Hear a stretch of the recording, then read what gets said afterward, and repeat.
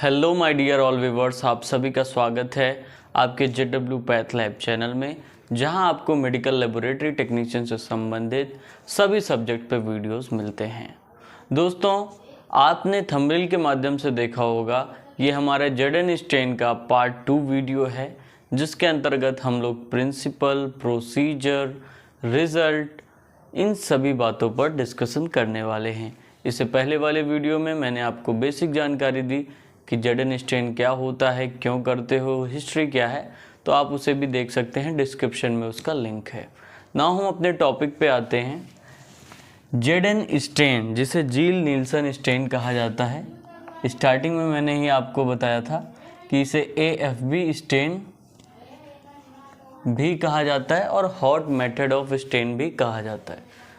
अगर हम इसकी प्रिंसिपल की बात करें, जेडन स्टेन का प्रिंसिपल, तो बहुत ही सिंपल तरीके से हम इसका प्रिंसिपल आपके सामने लेके आए हैं।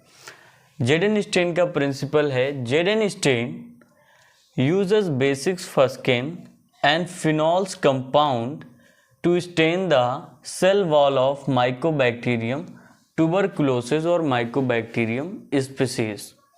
तो वर्ड पे ध्यान दो, वर्ड क्या कह रहा है कि जेडन स्टेन में हम यूज़ करते हैं बेसिक फस्किन को और फिनॉल को। ये दोनों ही कंपाउंड स्टेन करते हैं, यानी कलर देते हैं माइकोबैक्टीरियम ट्यूबरकुलोसिस के सेल वॉल को, और वो स्टेन हो जाते हैं। सेकेंड प्रिंसिपल में जो पॉइंट है वो ये है कि mycobacterium species does not bind to simple stand.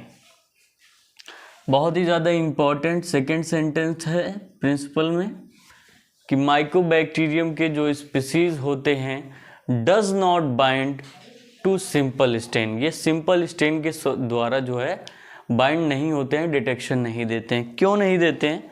इसका रीज़न है mycobacterium species contain mycolic acid in their cell wall. Because mycobacterium जो स्पीसीज के बैक्टीरिया हैं, वो अपने सेल वॉल में high content of lipid, variety के लिपिड्स को जो है कंपोज करते हैं, जिसे माइकोलिक एसिड कहा जाता है। ये माइकोलिक एसिड जो होता है, ये सेल को वैक्सी बनाता है, हाइड्रोफोबिक बनाता है और इम्परमिएबल बनाता है, जिसकी वजह से कोई भी सिंपल स्टेन के द्वारा हम लोग माइकोबैक्टीरियम स्पीसीज का डिटेक्शन नहीं कर सकते हैं। इसीलिए हम लोग जेडन स्टेन का यूज़ करते हैं। नाउ थर्ड पॉइंट प्रिंसिपल में, use of heat along with कार्बोफ्लक्सेन and phenols allows the penetration through the bacterial cell। Third sentence भी बहुत इंपॉर्टेंट है प्रिंसिपल का। यहां कह रहा है यूज ऑफ हीट, यानी हीट के साथ along with कार्बोफ्लक्सेन, हीट के साथ कार्बोफ्लक्सेन हो और फिनॉल हो साथ में, तो बैक्टीरियल सेल, माइकोबैक्टीरियम का जो सेल वॉल है, उसमें आसानी से अलाउज द पेनिट्रेशन, आसानी से पेनिट्रेट करके पहुंच सकता है और उसे कलर दे सकता है। फिर मैं आपको प्रिंसिपल इसका तीनों ही जो है पॉइंट रिपीट करता हूं बड़े ही इजी वर्ड में। तो दोस्तों, जेडन स्टेन का जो प्रिंसिपल है वो आप 3 पॉइंट में लिखेंगे कि जेडन स्टेन में हम लोग बेसिक फस्किन और फिनॉल का यूज़ करते हैं, ताकि हम माइकोबैक्टीरियम स्पीसीज के बैक्टीरिया को स्टेन कर सकें। ये माइकोबैक्टीरियम स्पीसीज जो होते हैं, ये सिंपल स्टेन के द्वारा इनका स्टेनिंग हम नहीं कर सकते हैं। क्यों नहीं कर सकते हैं? इसका रीज़न ये है कि माइकोबैक्टीरियम स्पीसीज के सभी बैक्टीरिया, इनके जो सेल वॉल हैं, वो कंपोज होते हैं डिफरेंट और high content of variety of lipid से, यानी माइकोलिक एसिड जिसे हम कहते हैं, इसमें पाया जाता है।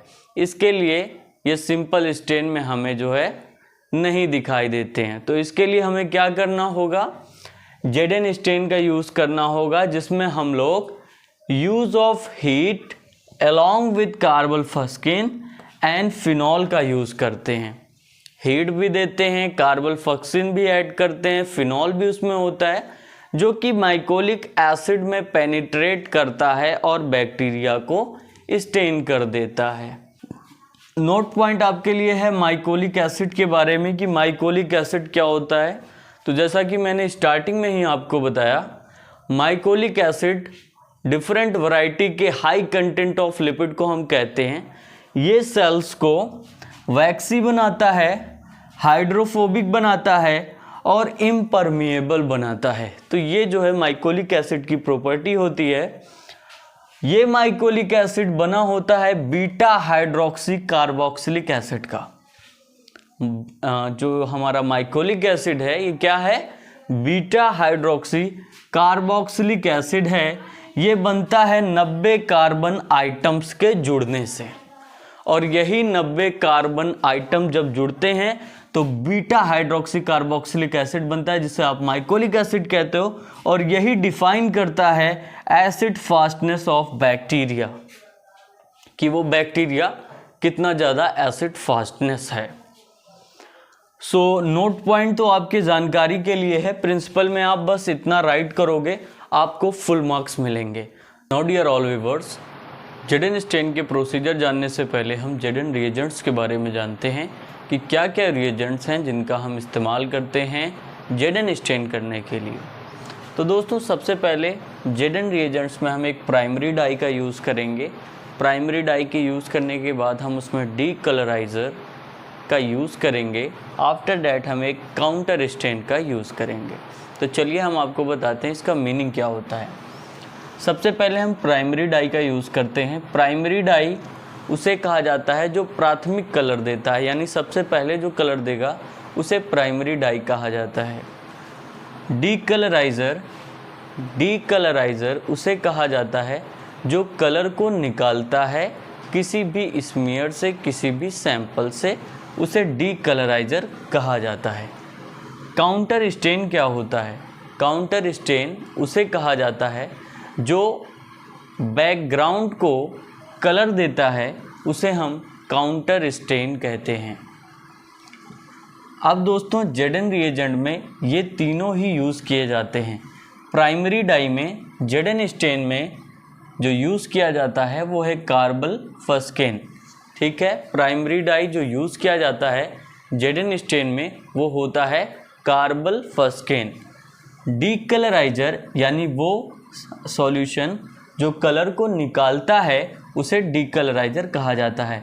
सो जेडन रिएजेंट में जो मोस्टली डीकलराइज़र यूज़ किया जाता है वो सल्फ्यूरिक एसिड यानी कि H2SO4 होता है। अब ये डीकलराइज़र 20%, 5%, 1% में भी आते हैं, यानी इसके अलग अलग पावर होते हैं जिसके अलग अलग यूजेस होते हैं। जैसे कि अगर हम डीकलराइज़र 20% का H2SO4 लेते हैं तो इसके ज़रिए हम लोग माइकोबैक्टीरियम ट्यूबरक्लोसिस का डिटेक्शन कर सकते हैं, जिसे शॉर्ट फॉर्म में मैंने MT लिखा हुआ है।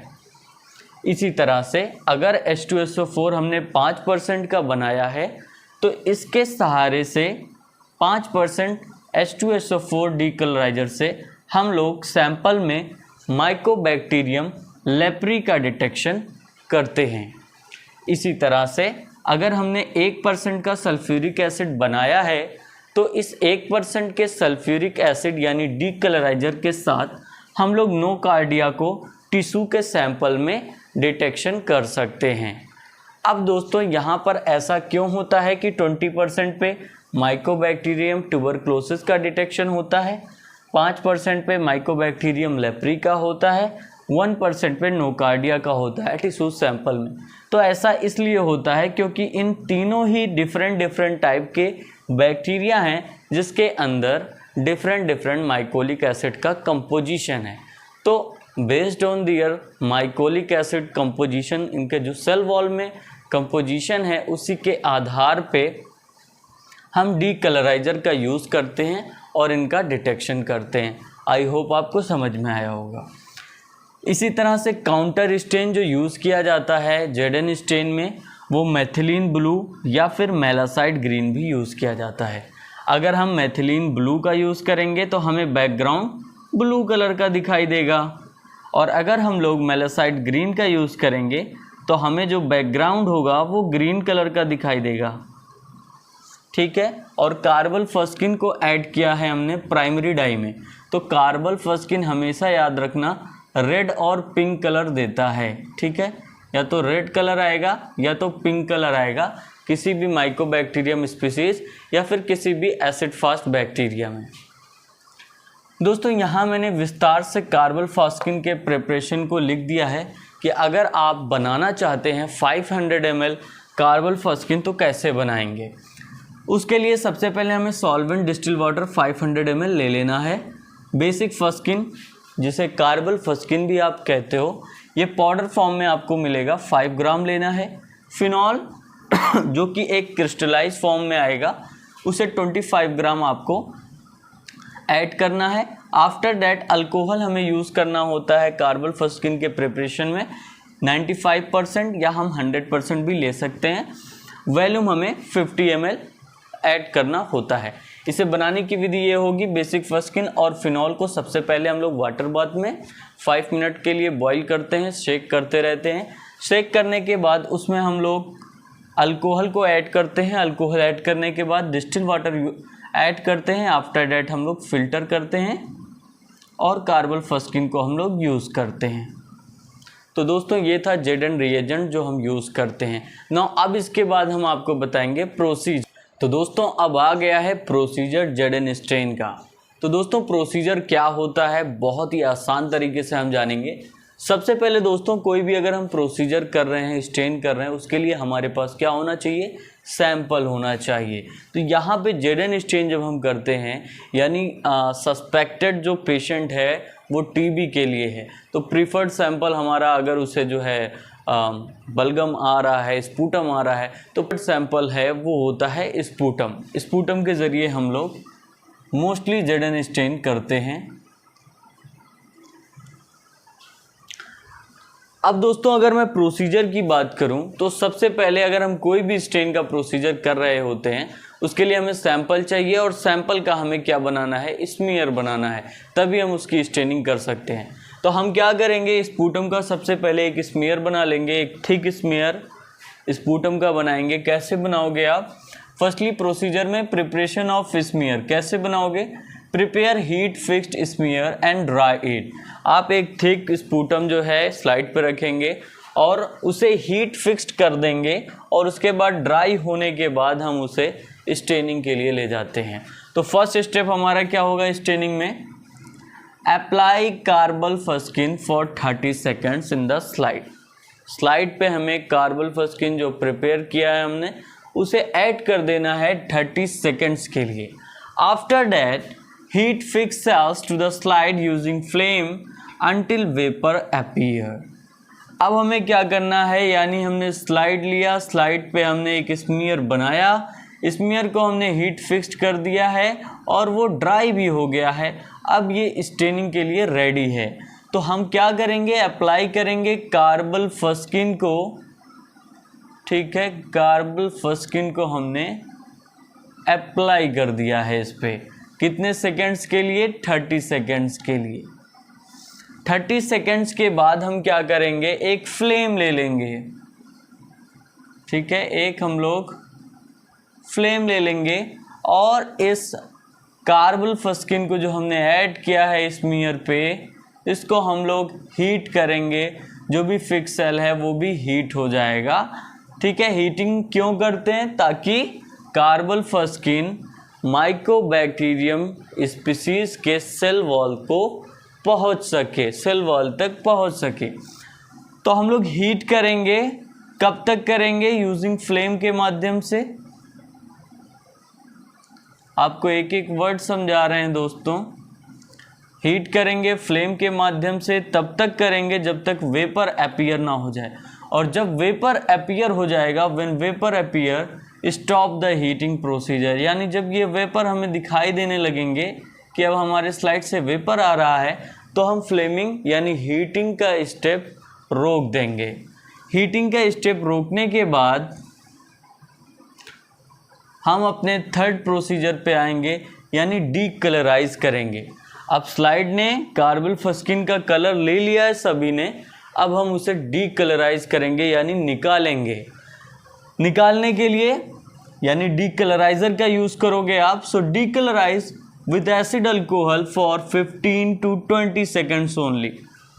डीकलराइज करोगे आप एसिड अल्कोहल के साथ 15 से 20 सेकेंड के लिए। H2SO4 ले लो आप, ठीक है। हमने क्या किया फिर, डीकलराइजर ले लिया H2SO4 को और इसमें हमने 15 से 20 सेकेंड के लिए ऐड कर दिया,